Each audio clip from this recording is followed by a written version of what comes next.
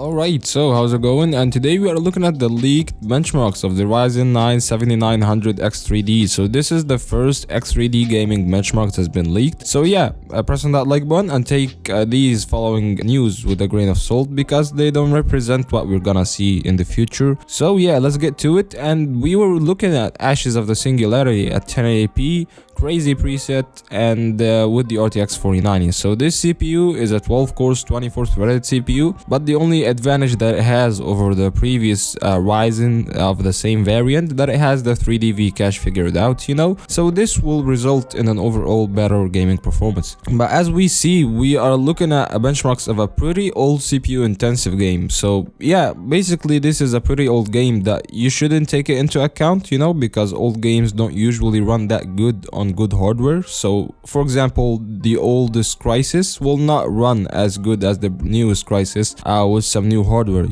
Nevertheless, we were looking at 3 runs of benchmarks and they were ranging from 8900 points to 9000 points to 9100 points. So around the same results, which is 91 to 92 frames per second, pretty much the same, within a margin of error, of course. So it's actually kind of disappointing when you kind of compare it to the i9-13900K Ashes of the Singularity benchmarks, where it got 107 frame rates and 10,600 points. Now keep in mind, again, this is an old game, and this will never show, what this CPU is capable of. But hey, this is something that was on the horizon and I thought that we should give it a shot. But talking about the CPU itself and how the state of AMD right now, everything is kind of chaotic right now in AMD, from the RX 6000 series drivers all the way to the messy launch of the X3D models. I mean, if the X3D models were supposed to launch somewhere in the Valentine's Day, but then they actually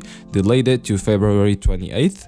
I wouldn't be surprised if they decided to delay that even further, But what we know so far, that a lot of reviewers actually have the review units now and they are actually testing this CPU. Now the last news that we got with the Ryzen 7900X3D, that it's going to go for around $600. This is the leaked pricing. And yeah, I'm pretty stoked to know how this CPU will do, in terms of temperatures and power draw, because this is one of the most important things, compared to the Intel counterpart, because it would have made a lot of sense if this CPU drains like, 200 to 250 watts for that extra 5% increase in performance over the 13900K, but we're yet to see. But yeah, that's it. Let me know your thoughts down in the comments below, and I'll see you in the next one. Peace.